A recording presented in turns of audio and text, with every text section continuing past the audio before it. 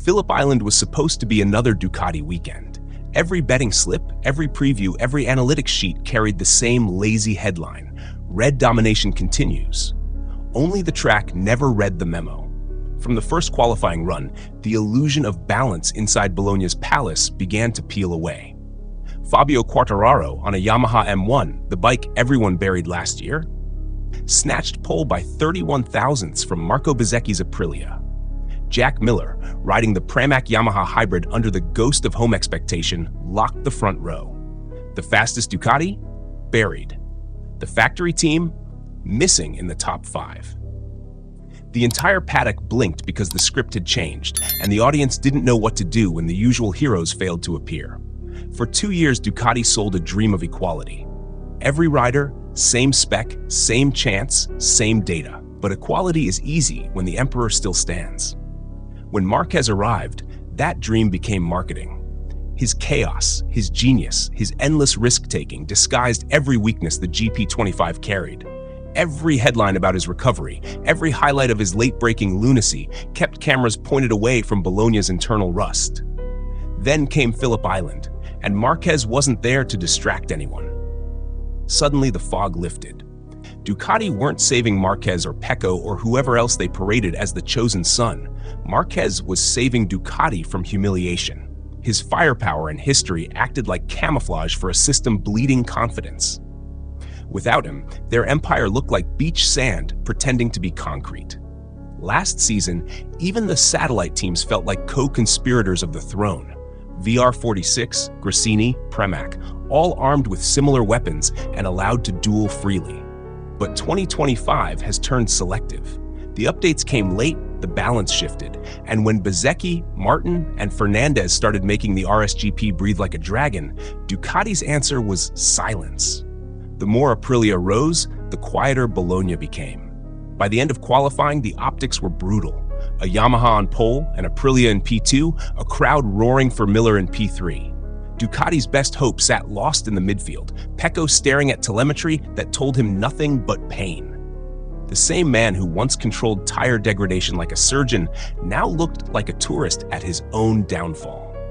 Analysts noticing that Ducati's unity only existed when Marquez's smile filled the post-race camera frame. Without him, the paddock looked naked, exposed and ordinary.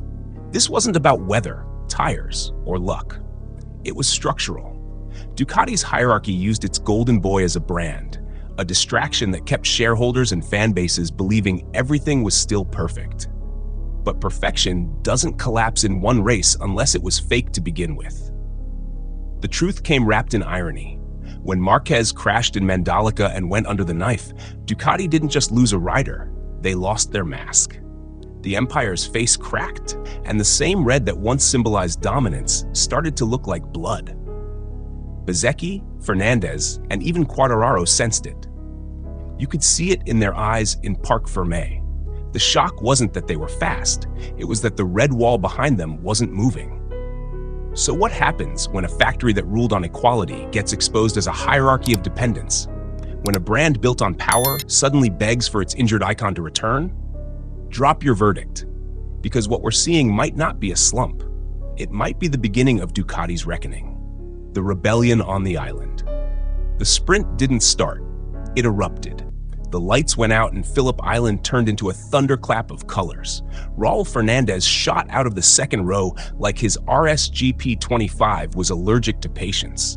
He sliced into turn 1 before anyone processed it, a streak of silver and blue leading the wind itself. Behind him, Bezzecchi drifted wide, not losing ground, just calculating angles like a hitman measuring bullet drop. Quartararo tried the outside, his Yamaha twitching on the edge of logic, but the Frenchman was swallowed whole by the current, slipping to 5th by the end of lap 1. Fernandez kept the lead for 9 laps like a ghost trained by chaos. Smooth lines, no desperation, just rhythm and arrogance. Bezzecchi shadowed him, every braking zone a threat. You could sense it. The Aprilia rebellion wasn't luck, it was timing, born out of Ducati's absence. Behind them, Alex Marquez clawed up to P3 early, and for a minute, it looked like the Gresini brother would save Ducati's pride.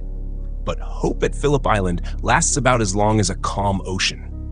By lap 6, his pace faded with the breeze. That soft, invisible moment where confidence leaves the hands and the bike starts steering the man. Pedro Acosta arrived like a storm warning. The KTM flashed orange between Miller and Marquez, slicing the air with that rookie brutality that feels more ancient than youthful. Lap 7, the Spaniard went double slipstream. Marquez and Miller helpless and took turn 1 like he'd stolen the track. Third place. Then came the moment everyone knew was coming. Tires. When Acosta feels them going, he doesn't back off. He defends like an animal protecting its last breath. He drops his body into the line, parks the bike in angles that suffocate anyone behind. He straightens the exit just enough to shoot forward, but that rear stays locked, tight, unyielding. It irritates the world behind him. Riders curse, lose rhythm, overheat tires trying to find daylight. It's brilliant and annoying in equal measure, a form of defensive art that tomorrow, if he learns the patience of tire management, could turn into something terrifying. Behind them, chaos brewed. Miller fought every turn like he owed the crowd a miracle, and Antonio Diggia arrived late into the frame with that desperate hunger of a man who smells opportunity. But his late fight led nowhere. Miller kept him boxed out, held fifth, while Diggia's rhythm dissolved into the island wind. Alex Marquez's early fire burned out completely. By lap 10, he was a passenger, and the Ducati script went up in smoke. Up front, the prophecy wrote itself. Bezzecchi's move was inevitable, but the poetry of its timing was surgical. Lap 10, turn 1. Bezzecchi goes wider, dragging Fernandez's eyes outward, then switches to the inside at turn 2. A clean stab, no mercy, no hesitation. It wasn't a pass, it was a declaration. Fernandez tried to retaliate down the straight, but the Aprilia in factory colors had already set its rhythm. From there, Bezzecchi didn't just manage the lead, he built a wall of pace. Each lap was half a second faster, smoother, colder. Quartararo's race collapsed under the same blue sky he started from pole. Wrong tire choice, softs that melted before they mattered. He dropped like a stone, each lap slower, the M1 twitching through the last corners as if the bike itself begged for release. From pole position to nowhere, the Frenchman drowned in the island wind he once conquered.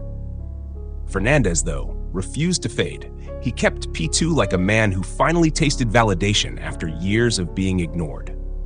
He wasn't chasing Bezzecchi anymore. He was defending his resurrection. When the checkered flag waved, the gap read 3.149 seconds. Bezzecchi across first, Fernandez second, Acosta completing the podium with raw orange rebellion. And somewhere deep in the midfield, Pecco Bagnaia crawled to P19. No crash, no damage, no excuse. Just impotence. The same rider who once built perfection out of discipline now looked like a tourist in a foreign sport. For the first time in MotoGP sprint history, not a single Ducati on the podium. The paddock went silent for half a minute, like history itself needed to reboot. Bezzecchi's pace was so outrageous that even with a double long lap penalty tomorrow, he'd still finish seconds in the lead. He didn't win a sprint, he set a tone. That island now belonged to Aprilia. So what happens when the underdog rewrites the map? When a factory forgotten in the age of red rises from its own ashes and makes Ducati's absence look like fate catching up? Comment your take. This isn't just a sprint, it's the beginning of an uprising.